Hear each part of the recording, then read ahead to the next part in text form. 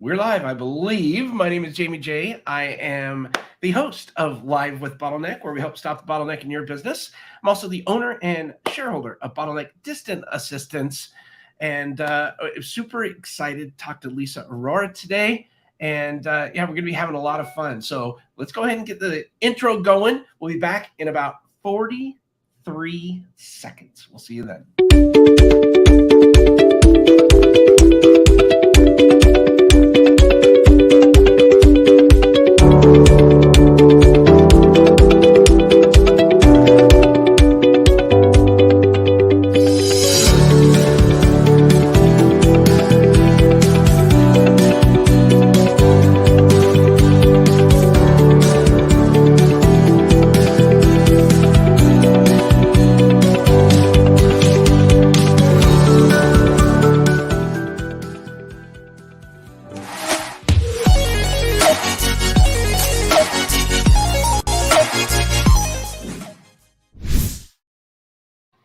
Hello and welcome to Live with Bottleneck. My name is Jamie J. I'm your host, where we help stop the bottleneck in your business. I'm also the owner of Bottleneck Distant Assistance. And today I'm excited to welcome Lisa Arora.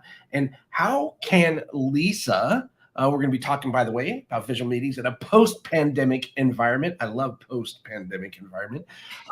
But why, oh, why can Lisa help stop the bottleneck in your business? Let me tell you.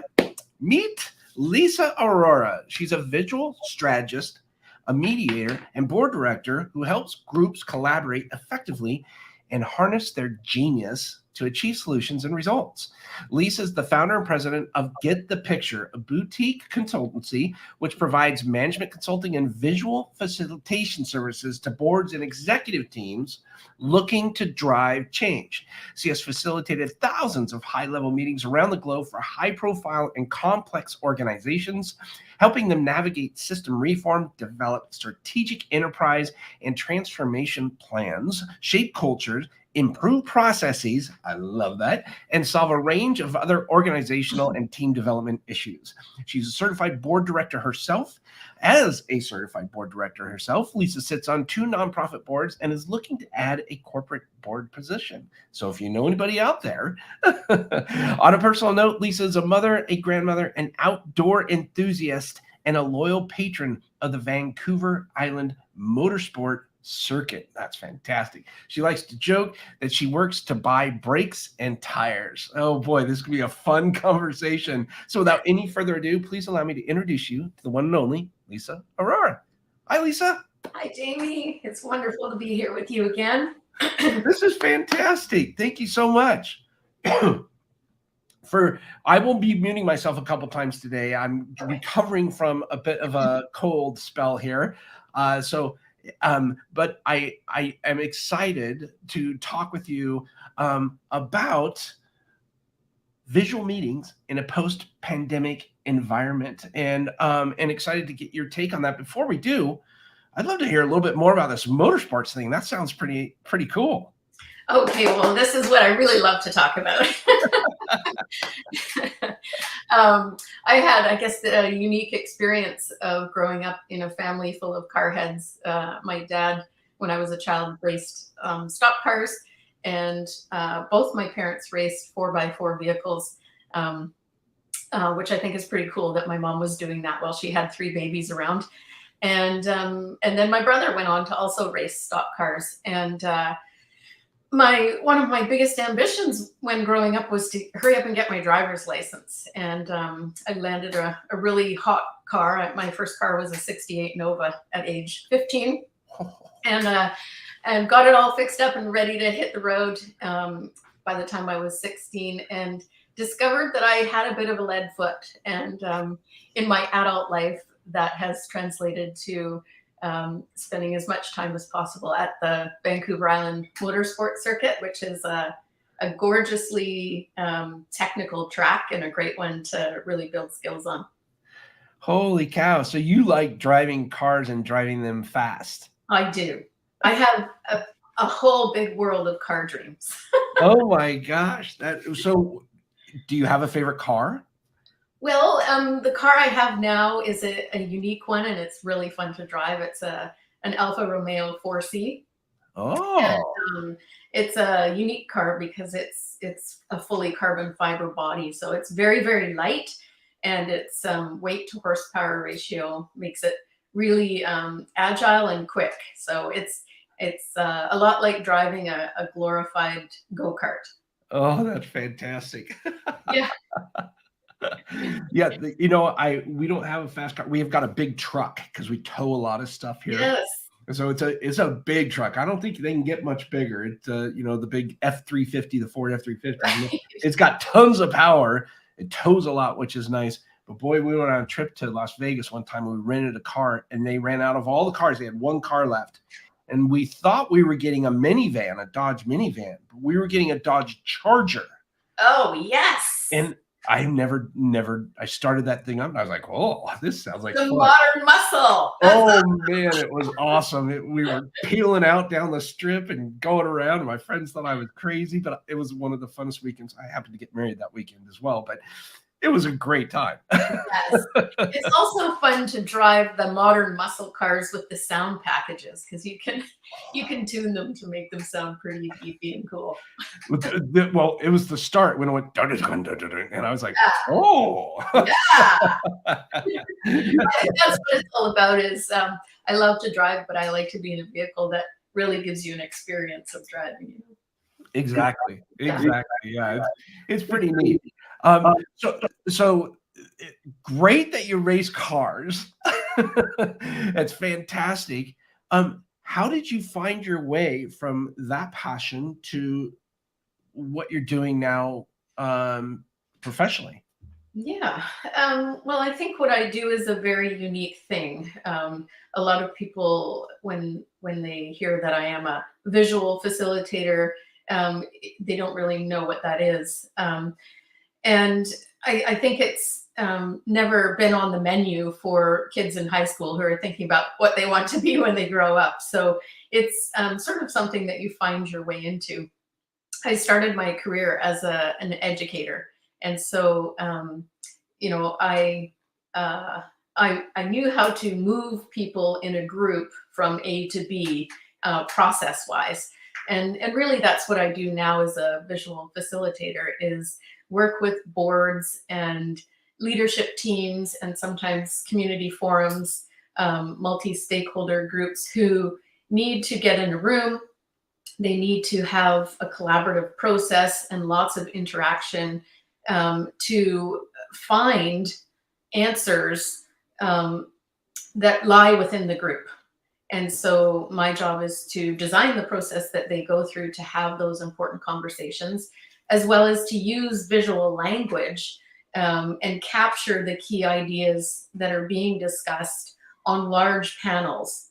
And in doing so, it's almost like translating the thinking into a tangible form, and it gives groups the ability to then be reflective about their thoughts. Gotcha. So is this recorded via words and drawings and art kind of? Yeah. So I always tell people visuals are a language, and you can learn to speak visual too. Our brains are hardwired for visuals. So we instinctively understand visual language when we see it, and it has an impact on us, whether we know it or not. But you can also learn to speak it fluently as well. And so the parts of vocabulary in visual language are shape, imagery, color, line thickness, and the most important part of your visual vocabulary is text, words as well. So it's combining those things to be able to express the essence of what is spoken in a room in that language. This is very interesting, particularly today, because we're talking about how to have this visual conversation in a post-pandemic world. What has the pandemic taught you to give you the perspective to be able to say in this post-pandemic world? Yeah, well, I think That's a big question. I mean, you embraced my title of post-pandemic world, and maybe that's being a little bit presumptuous, because you might argue the pandemic is not yet over, but we can certainly anticipate when we can, confidently say that. But I think as far as that post-pandemic business environment goes, and also how, as it relates to meetings, we still really are literally redefining normalcy right now. We're emerging into that space. But I guess what I would say is the pandemic threw me into the pot of needing to learn technology, to take all of my skills that would have normally had me on an airplane flying across the world to facilitate your meeting, and figure out how to translate those into the virtual environment, and not just translate them, but be able to create spaces that are not only visual, but equally engaging and interactive. Gotcha. Yeah, because it changed lives for just about everybody. Yeah. Oh yeah. Like, I've been working remotely for 16 years. Yes. Someone told me, they said, Jamie, you've been social distancing before social distancing was a thing. Right. You're right? way ahead of the curve. I did. I have it. I think it was, 6 or 7 years ago. I did how to do a virtual background on Zoom, like years ago. Right. And so I kind of had a good idea, but I still didn't realize the impact that this was going to have on us, not only on our clients, but on us, and how the world was going to be like changing so rapidly, clawing at trying to figure out how to deal with all of this stuff. And when stuff happens that quickly, chaos ensues a lot of times because we don't know what we don't know. And not knowing oftentimes leads to miscommunication, not knowing what to say. So how did you kind of take that? How do you help people understand and communicate more effectively? Well, let me just comment on what you said about being ahead of the curve and working remotely. I would join you and say that in my 15 years of running my consulting practice, I have used virtual assistants and had no problem working remotely in some parts of my business, but hadn't embraced that and had the capacity to work virtually in all aspects of the business. So I think that's really what changed for me during the pandemic. And I think, there's so much that has changed during the pandemic, right? Workplace structures changed. We have different models. Geography does not dictate where you work or who you work for or what your workplace looks like anymore. We've seen what's being called the expectations gap. We've seen employees really wanting to have a say in what their companies embrace and what they're doing. And they're expecting that what the company is taking on is aligning with their values. So we've seen increasing expectations around that. We've seen like the pandemic can create real fallout, like a whole new set of problems, like how do we deal with supply chain issues?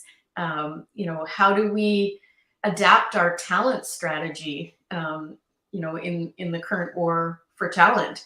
And how do we, I think now as we're emerging from the pandemic, a lot of organizations are standing back and saying, okay, we changed our workplace structures on a dime. We did it on an ad hoc basis. And now how do we step back and be thoughtful about how we design the workplace that's going to see us into the future? And then lastly, I think what we saw during the pandemic was, is increasingly an ESG world. It's focused on environmental, social governance issues. And we were aware of the climate crisis pre-pandemic, but certainly the S in ESG I think the pandemic put us squarely into a social revolution. And so I think that's some of the stuff we saw change during the pandemic. All of that leads to the fact that there's still, well, I guess maybe more so than ever, the future is riding on organizations being able to convene and have important discussions effectively. And so how do you help people communicate more effectively? Well, certainly you prioritize visual language, because it, 85% of the people you will gather in a room absorb, comprehend visual information naturally. It's their preferred learning style. And in traditional meetings, we get together, we talk about important things, and the way those conversations happen are in a linear fashion. And if somebody says something really good, traditional meetings accept that it's okay for that to float off into thin air. In a visual meeting, when people can see the constellation of contributions that are being made to a conversation, they no longer think linearly about the discussion. They're able to start thinking laterally. And that produces oftentimes insights that you wouldn't produce in a traditional meeting. I love that. Yeah, because if you think about it, it's audible, most meetings, right? But when you add the visual element of it, that may be held up on a screen or on a large piece of paper or something. We got lots of options now about how lots of options, right? Yeah. No matter what that medium is, you can be going along and moving along in a conversation and still visually be looking at something that made an impact on you, to where that can be almost a constant reminder. And hey, let's circle back on this, or something what may make its way back into a conversation. Whereas before, had there been no visual aspect of this conversation or recollection of this conversation, it could be forgotten. Absolutely. What you're touching on is what one of the founders of visual facilitation calls group memory. What you're doing is you're creating an artifact which serves as the group's memory of what has been discussed. Gotcha. Well, Gordon, speaking of the devil, he said, could you please tell us a specific story about one company that you worked with, a 3 or 4 minute story? I have a feeling there's, of a 3 or 4 minute story that he's referring to, maybe. I don't know what Gordon might be fishing for. Is there a specific company that you worked with where something magical happened because of the visual storytelling or recording? Yeah, I think there probably isn't an engagement that hasn't had a magical element to it, and maybe I'll put in two different types of stories. My very first client was a professional body, a very conservative profession, a risk-adverse profession, who does everything by the book. And interestingly, they were looking for a visual facilitator. And the first time I worked with them, it was all new to them. There's some hesitancy around having their meeting in a different way, in an unconventional way. And I have worked now with that professional body for almost probably more than a decade. Wow. And they refuse to have a board retreat without visuals, because it has that magical effect of, once you've been able to have a conversation in a visual way, you're not prepared to have it any other way ever again. So I think that is part of the magical effect that happens. I would say also through the pandemic, in working virtually, I've been working with a pharmaceutical company who's very focused on patient advocacy.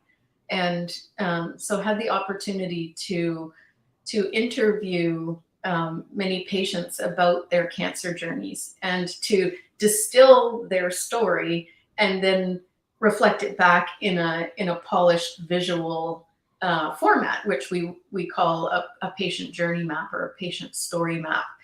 And what's magical about that is it equips those patients as advocates to get out there and really show their story in a powerful way that gets remembered and has impact. And so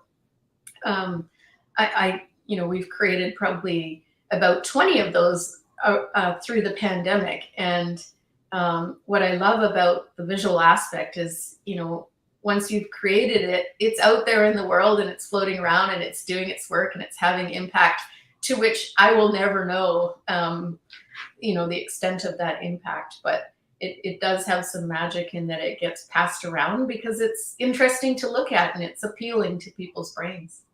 Yeah, it's pretty amazing what happens when you're able to see this.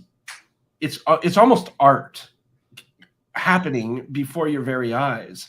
I mean, I've had this done for me before by a friend of mine during one of our conversations, and I didn't even know he was doing it. And he sent it to me afterwards, and he said, "Hey, just wanted to say thanks for meeting with you. I found some really good. I took some really neat notes. I thought maybe you'd like to see them." And I was like, "What the?" And it was like, whoa, like, and I still have that. I still have it to this day. And it's nice to reflect, think a lot of things have changed. This was a couple of years back, but it is so impactful, so powerful. I just wanted to share it with the world. Well, this is part of the magic is by putting live visual recording into a discussion, everybody in the discussion automatically becomes a co-creator of the map that's coming out. And people, they own what they have had a hand in creating. And so sometimes I'll go back into clients' organizations and see a map on the wall from 6 years ago. And people are still hanging on to it because they feel a sense of ownership. And, in some cases, it's time to let that map go and move their strategy or whatever forward. But people certainly do take ownership over what they were a part of creating. It's almost like now you can meet with these same people and say, look where we were back then, look where you've come today. And kind of tie that whole journey in together. Absolutely. Yeah, it's beautiful. I think it's fantastic. Well, out of respect for your time, we're kind of hitting towards the end of this, but how do people get in touch with you if they want to learn more or participate in your journey? Yeah, well, more than welcome to shoot me an email at lisa@getthepicture.ca, or you can hop on our website, which is getthepicture.ca, and reach out to us through the contact us page, as well as there's lots of things to look at on there, including videos of a visual meeting in action and lots of good stuff. So happy to chat to anyone.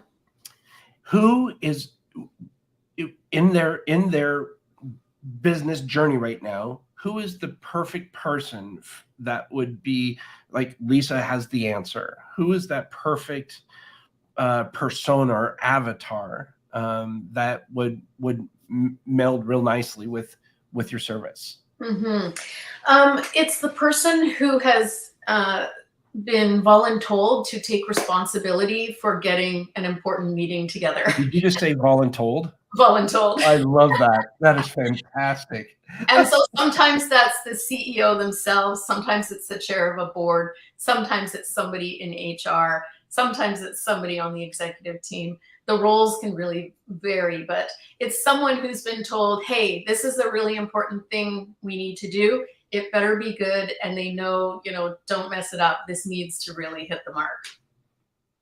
I love it. Fantastic. Well, is there anything else that you would like to say before we wrap today? Just thank you for the work that you're doing. Your vision and mission of your company, I think, really resonates with me. And I've done a lot of thinking through the pandemic about my own impact in the world, and part of my decision to become certified as a corporate board director is to be at those tables in that capacity, making decisions that result in more companies not only profiting but also finding their social purpose. And I think your company is a perfect example of one that has clarity around that, and you're going for it. And I just encourage you to keep on going for it. Oh my gosh. Thank you so much. Thank you. Thank you. And we'll definitely have to put the word out. We're going to share this everywhere we possibly can to see if we can't help you locate a seat at the table. Because I think the creative genius within you is going to support so many people in such a strong way. And I don't say that lightly. I mean, for me, it's hard just to take notes. Right. And then I go back and I'm like, oh, what does that say? Because I'm writing so fast sometimes. But for you to not only take notes, but in such an artistic and easy to remember descriptive way, that's unbelievable. It's what a gift you have. And thank you for sharing it. Thank you. And the last thing I will say is, when you make your way to Vancouver Island, you let me know and we'll get a track day going. Oh my gosh, that would be so fun. It'll be so fun. We'll drag Gord along too. Oh man. Oh, I'm ready. Okay, so now I really have to start planning. That's exciting. Yes, you do. I'll even let you drive my car. Oh my, well, I don't know about that. Oh my gosh. Well, thank you so much. Can you hold on just a second and I'll wrap us up here? Absolutely. Okay. Thank you so much. Thanks, Jamie. So we've been talking with Lisa Arora. She's absolutely amazing. Getthepicture.ca. I've been through a session, not with Lisa, similar with a friend of mine, and the impact it had on me, I will never forget that meeting, ever. It was one of those brainstorming sessions that literally helped kickstart the journey to the encore session that I find myself in right now with our business. It was that impactful. So go to getthepicture.ca to speak with Lisa.